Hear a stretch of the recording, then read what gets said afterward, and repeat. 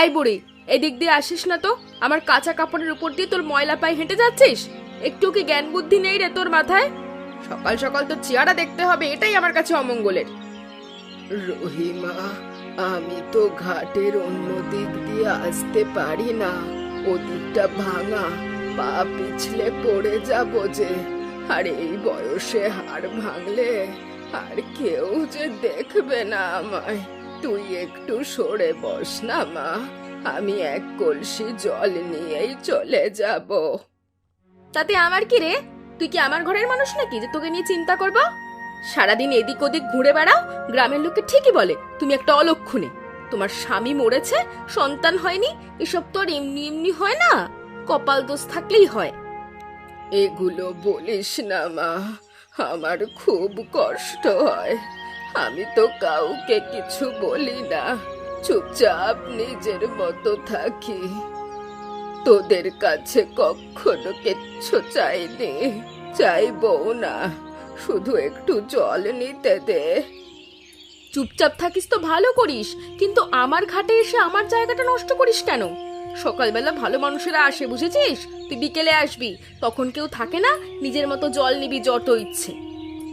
ভালো মানুষ মানে যারা বড় ঘরে থাকে। আমি কি মানুষ নই তবে? আচ্ছা থাক, তোর সঙ্গে তর্ক করে লাভ নেই। ঠিক আছে মা, আমি চলে যাচ্ছি। তোর কাপড়ে কোনো ক্ষতি হয়নি, ভয় পাস না। আমি বিকেলেই আসব, কিন্তু একটা কথা বলি, আকাশের দিকে তাকিয়ে দেখ একবার মেঘগুলোকে। এবারের বর্ষা সহজ হবে না, মনে রাখিস। আবার শুরু করলি তোর জ্ঞান? প্রতিবার এক কথা না, বন্যা আসবে, ঝড় আসবে, কিছুই তো হয় না শেষমেশ। যা যা যা, কলসি নিয়ে ভাগ এখান থেকে, আমার সময় নষ্ট করিস না। যাচ্ছি মা, যাচ্ছি। তবে একটা কথা বলে যাই, লক্ষণ ভালো নয়। মোড়ল বাবু, একটু কথা আছে আপনার সঙ্গে। জানি আপনি ব্যস্ত মানুষ, আমি 2 মিনিটের বেশি নেব না। কি হয়েছে রে ফুলমণি? টাকা ধার নিতে এসেছিস আবার নাকি? আগের বারের 25 টাকা এখনো দিসনি। আমার টাকা কি কাছে ধরে নাকি যে সব টাকা আমি তোকে বিলিয়ে দেব? যা যা, আমার অনেক কাজ আছে। না না কর্তা বাবু, টাকার জন্যে আসিনি। আজ একটু গুরুত্বপূর্ণ কথা আছে। আমি বলতে চাইছিলাম, এবারের বর্ষাটা ভয়ানক হবে। গত কয়েকদিন ধরে উত্তরের আকাশে মেঘ জমছে, পিঁপড়েগুলো যেভাবে সারি দিয়ে উঁচু জায়গায় উঠছে, ব্যাঙগুলো দিনরাত ডাকছে, এসব খারাপ লক্ষণ। এবার ভয়ানক বন্যা হবে। বন্যা আসবে? আরে ফুলমণি বুড়ি এখন পিঁপড়ে দেখে বন্যার খবর দিচ্ছে। শোন বুড়ি, এই গ্রামে আমি মোড়ল হয়ে বসে আছি 30 বছর ধরে, কোনোদিন এমন বন্যা হয়নি। আমার পাকা বাড়ি, ইট সুরকির গাঁথুনি দেওয়া, জলের কি সাধ্য এই বাড়ি নাড়ায়? তুই আমাকে শেখাবি গ্রাম চালাতে? মোড়ল বাবু, আমি শেখাতে আসিনি, আমি শুধু সত্যিটা বলতে এসেছি যেটা দেখছি। পুরনো মানুষদের কথা একেবারে ফেলে দেওয়া ঠিক না। অন্তত গ্রামের মানুষদের একটু সতর্ক থাকতে বলুন, বাঁধটা একটু উঁচু করুন, বিপদ আসলে মানুষ বাঁচবে। চুপ কর, তোর বক বক শোনবার সময় আমার নেই। একটা পাগল বুড়ি এসে আমাকে শেখাবে গ্রাম চালাতে? বাঁধ উঁচু করব, টাকা কোত্থেকে আসবে? তোর পিঁপড়ে দেখা ভবিষ্যৎবাণীর জন্য আমি গ্রামের টাকা খরচ করব? বেরো বেরো এখান থেকে, আর এ বাড়িতে আসবি না অকারণে।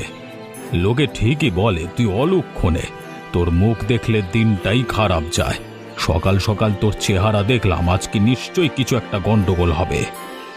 আচ্ছা, যাচ্ছি মোড়ল বাবু, কিন্তু আমার কথাটা মনে রাখবেন। শুনলি বাদল, ফুলমণি বুড়ি আজ মোড়ল বাবুর কাছে গিয়ে বলে এসেছে বন্যা আসবে নাকি। পিঁপড়ে দেখে বন্যার ভবিষ্যৎবাণী করছে। বুড়ির কথা শুনে মোড়ল বাবু তো রেগে আগুন হয়ে গেছে। সত্যি নাকি? আরে বুড়ির তো মাথায় একটু ছিট আছে, সবাই জানে। সারাদিন একা একা বিড়বিড় করে, গাছের সঙ্গে কথা বলে। একবার দেখলাম নদীর পাড়ে বসে জলের সঙ্গে কথা বলছে। আমি তো বলি, ওই ভাঙা কুটিরটায় একা একা থেকে থেকে মাথাটা পুরো খারাপ হয়ে গেছে ওর। কেউ নেই, সারাদিন একা থাকে। পাগল হবে না তো কি হবে? আরে শোন, আজকাল নাকি সে তার রান্নাঘরের চালের ওপরে মাটি চাপাচ্ছে। লোকে জিজ্ঞেস করলে বলে সবজি লাগাবে নাকি। রান্নাঘরের চালে সবজি, এ জীবনে শুনেছিস কখনো? মাটির ভারে চাল ভেঙে পড়বে, তখন বুঝবে। হ্যাঁ, রান্নাঘরের চালে সবজি লাগাবে? আরে চালে মাটি দিলে সেটাই তো আগে ভেঙে পড়বে বৃষ্টিতে। আমাদের গ্রামে এত জায়গা আছে, সেখানে চাষ না করে চালে চাষ করবে? মোড়ল মশাই ঠিকই বলেছেন, ওকে একটু ব্যবস্থা করা দরকার। গ্রামে অশান্তি ছড়ায়, মানুষকে ভয় দেখায়, পুরো পাগলের কাজ। সারাদিন ওই নিয়ে পড়ে থাকে। লাউ কুমড়ো নাকি লাগিয়েছে চালে? হ্যাঁ, 2 দিন বৃষ্টি হলেই সব ধসে পড়বে, তখন দেখা যাবে মজা। হ্যাঁ চল, তবে মোড়ল বাবু বলেছেন বুড়িকে একটু বুঝিয়ে আসতে, কাল যাব। এই ফুলমণি, শুনলাম তুই নাকি চালে বাগান করছিস। সারা গ্রামে তোকে নিয়ে হাসাহাসি হচ্ছে জানিস। লোকে বলছে বুড়িটার মাথা একেবারে খারাপ হয়ে গেছে। চায়ের দোকানে তোকে নিয়ে যে কত কথা হচ্ছে, শুনলে লজ্জায় মরে যাবি। হাসুক মা, হাসুক। আমাকে নিয়ে হাসতে হাসতে ওদের দিন কেটে যায়, সেটা তো ভালো। আমি একা বুড়ি, আমাকে নিয়ে হাসলে ওদের মনটা ভালো থাকে। থাকুক, কিন্তু আমি যেটা করেছি সেটা পাগলামি নয়।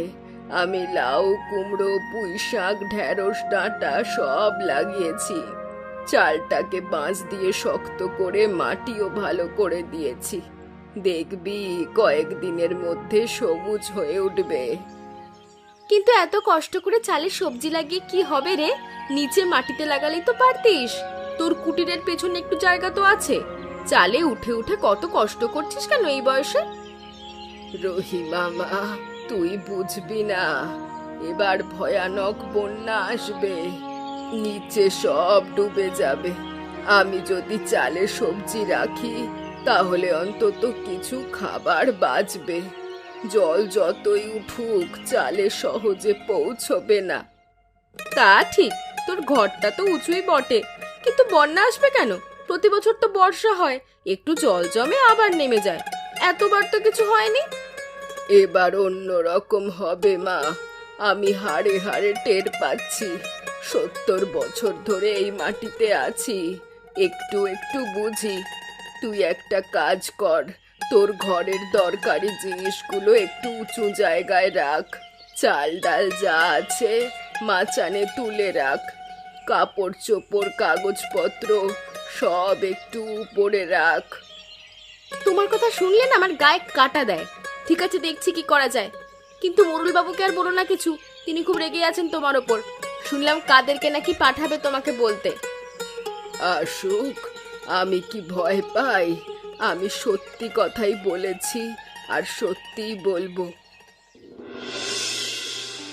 বুড়ি নাকি এখনো গ্রামে বন্যার গুজব ছড়াচ্ছে। আমি শুনলাম রহিমাকেও ভয় দেখিয়েছে। আমি বলছি, এরপর যদি বুড়ি এসব বক বক করে তাহলে গ্রাম থেকে তাড়িয়ে দেব। ঠিক বলেছেন মোড়ল বাবু, ভেবে দেখুন, সে চালে মাটি দিয়ে সবজি লাগাচ্ছে। গ্রামে কি কখনো কেউ এরকম করেছে? লোকে হাসবে না তো কি করবে? আর এই বন্যা বন্যা বলে চিৎকার, এটা বন্ধ করা দরকার। গ্রামের মানুষ ভয় পেয়ে যাচ্ছে। ভয় পাওয়ার কিছু নেই। আমি 30 বছর ধরে গ্রামের মোড়ল। আমার বাবাও মোড়ল ছিলেন। 3 পুরুষ ধরে এ গ্রাম আমাদের হাতে। এ গ্রামে কোনো দিন এমন বন্যা হয়নি যে মানুষ ভেসে গেছে। নদীটা একটু ফুলে ওঠে, আবার নেমে যাবে, এটাই তো প্রতি বছর হয়। একটা পাগল বুড়ির কথায় আমি গ্রামে আতঙ্ক ছড়াতে দেব না। একদম ঠিক বলেছেন। আপনার এই পাকা বাড়ি, ইটের দেয়াল, জলের কি ক্ষমতা এই আপনার বাড়ি ছুঁয়ে দেখে? আর আপনার নেতৃত্বে আমাদের গ্রাম সুরক্ষিত আছে। হ্যাঁ যা, আর ওকে বলবি যদি আর একবার বন্যার কথা বলে তাহলে গ্রামে ভয় ছড়ানোর জন্য শাস্তি পাবে, বুঝলে? জি মোড়ল বাবু, কাল সকালেই যাব। বুড়িকে বুঝিয়ে আসবো ভালো করে।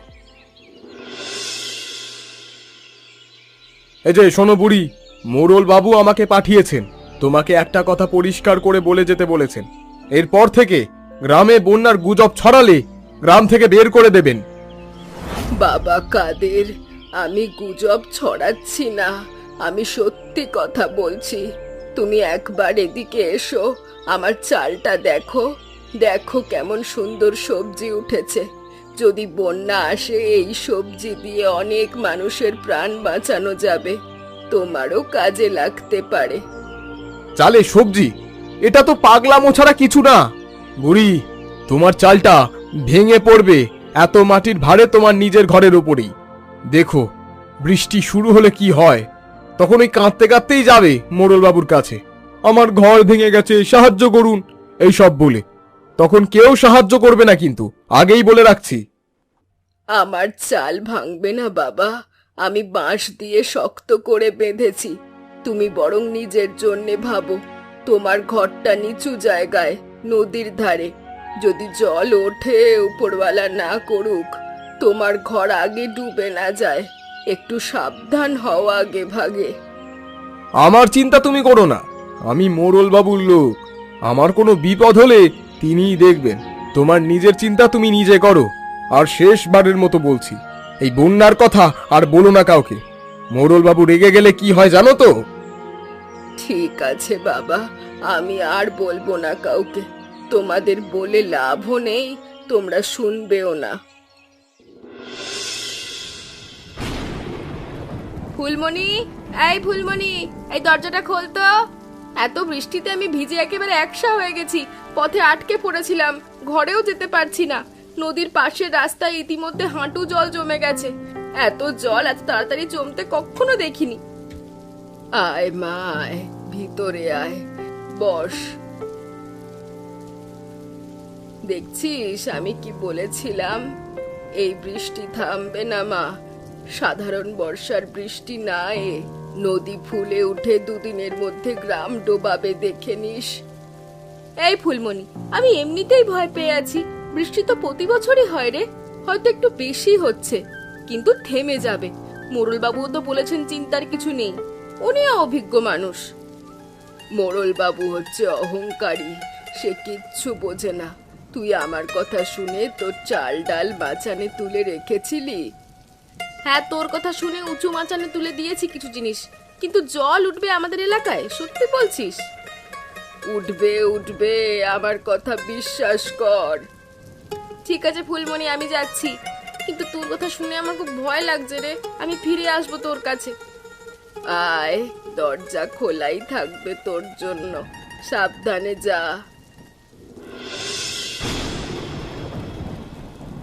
মোড়ল বাবু, উঠুনে উঠুনে জল ঢুকছে। মোড়ল বাবু উঠুন, জল ঢুকছে বাড়িতে। উঠুন, প্রচন্ড জল বাড়ছে, নদীটা পুরো ভেঙে পড়েছে, বাঁধ আর ধার রাখতে পারছে না, সব ভেসে যাচ্ছে মোড়ল বাবু। কি বলছিস? জল ঢুকছে আমার বাড়িতে? এটা তো হতে পারে না, আমার পাকা বাড়ি, এই জলে কিচ্ছু হবে না। আরে ভয় পাচ্ছিস কেন? একটু জল জমে আবার নেমে যাবে সকালে, বুঝলি? মোড়ল বাবু, এটা ছোট খাটো জল না, আসুন জানলা দিয়ে দেখুন, পুরো মাঠ ডুবে গেছে, অন্ধকারেও বোঝা যাচ্ছে না, সব জলের নিচে চলে গেছে। কাদের ভাইয়ের ঘর অর্ধেক জলের নিচে, গরু ছাগল সব ভাসছে, মানুষ চিৎকার করছে, শুনতে পাচ্ছেন? এটা এটা সত্যি বন্যা মোড়ল বাবু, ফুলমণি বুড়ি যেমন বলেছিল তেমনই হচ্ছে। সর্বনাশ! সত্যি তো, জানালা দিয়ে দেখা যাচ্ছে সব ডুবে যাচ্ছে, আমার বাগানের গাছগুলো দেখাই যাচ্ছে না, এত জল। হ্যাঁ মোড়ল বাবু, দেয়ালের নিচে দিয়ে জল ঢুকছে, মেঝেতে দেখুন ফাটল দিয়ে জল আসছে। কাদের ভাই ভাসতে ভাসতে এদিকেই আসছে, জানলা দিয়ে দেখলাম। আমাদেরও বেরোতে হবে, না হলে আটকে পড়বো এই ঘরে।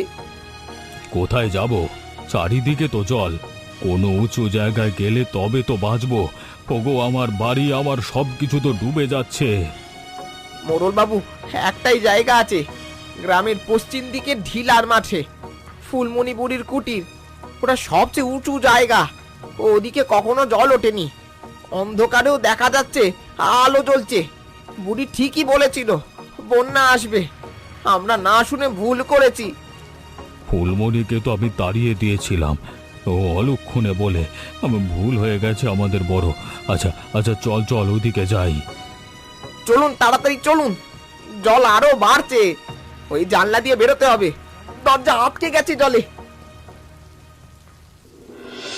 মোড়ল বাবু, ধরে রাখুন, ছাড়বেন না।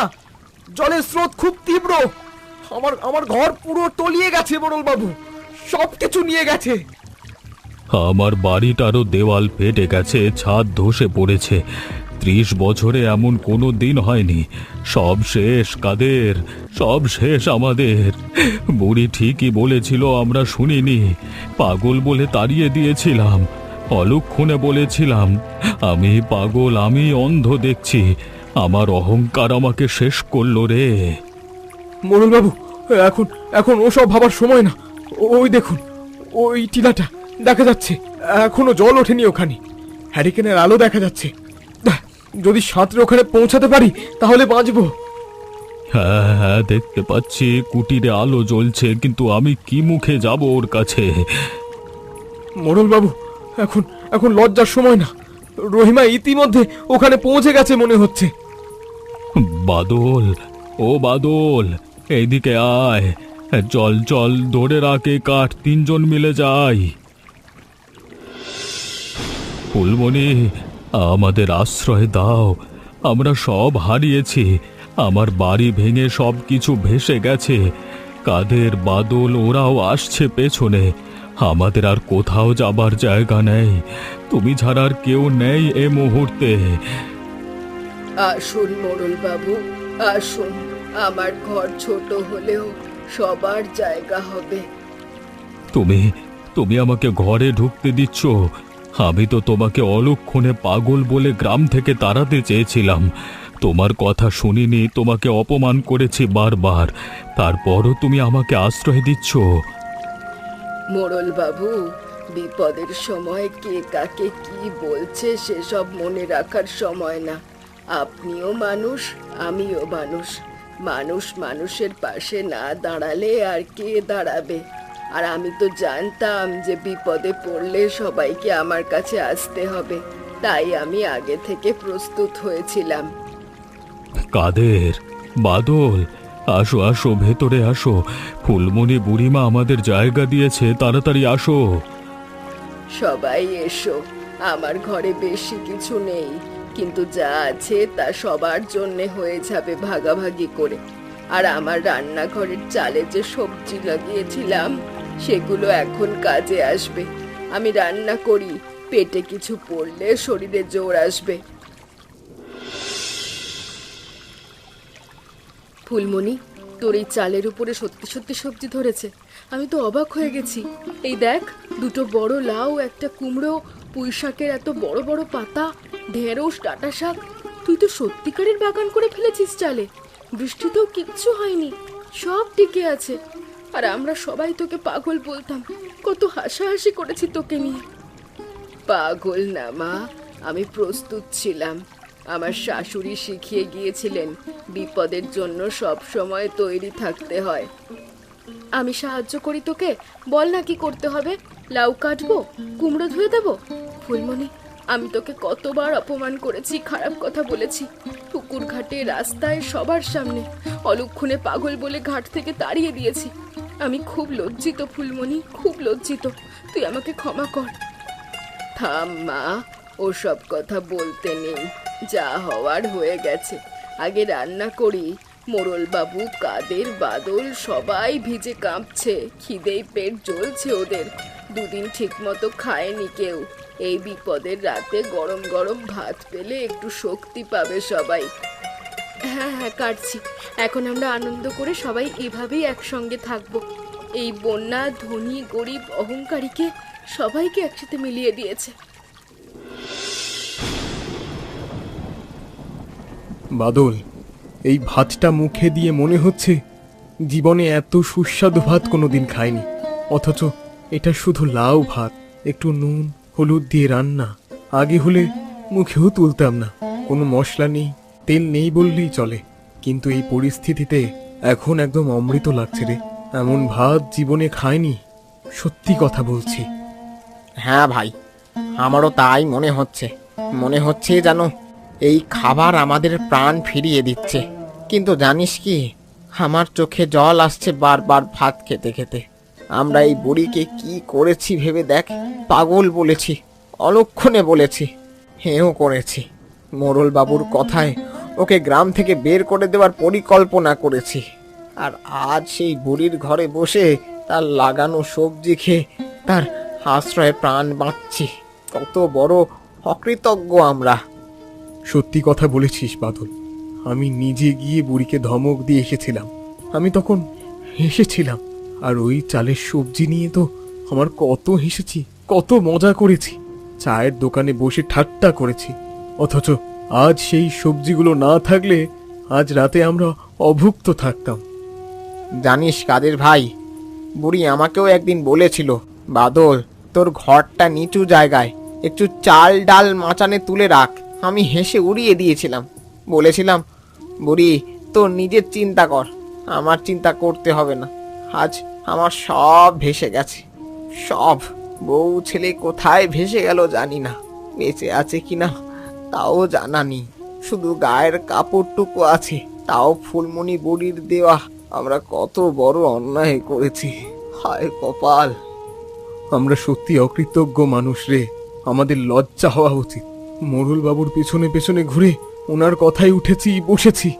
বুড়ি সত্যি কথা বলেছিল, আমরা শুনিনি। কাল সকালে বুড়ির পায়ে পড়ে মাপ চাইবো ঠিক করেছি। তোকেও চাইতে হবে কিন্তু। চাইবো ভাই, অবশ্যই চাইবো। এই রাতের কথা কোনো দিন ভুলবো না।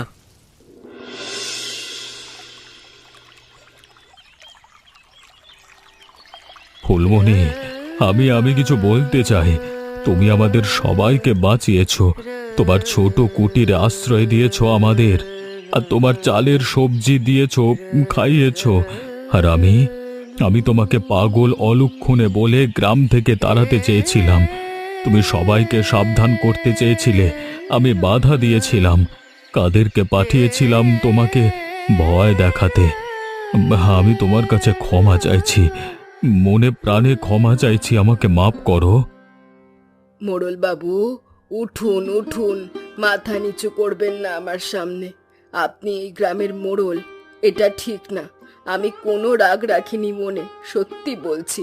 মানুষ তো ভুল করে, তবে এই বৃষ্টি আজ আমাদের মিলিয়ে দিয়েছে, এটাই শান্তি। এরপর থেকে আমরা সবাই মিলেমিশে এইভাবেই থাকবো। আর হ্যাঁ, তোমরা বলতে পারবে যে গত রাতে আমরা কি রান্না খেলাম? উত্তরটা কিন্তু তোমরা কমেন্ট করে জানিও। আর আমাদের মতো বিপদে পড়ে এক হবার থেকে বিপদে পড়বার আগে এক হলে তাহলে বিপদ আটকাতে পারবে তোমরা। আর আমাদের চ্যানেলটিকে সাবস্ক্রাইব করে বন্ধুদের সাথে গল্পটা অবশ্যই শেয়ার করে দিও।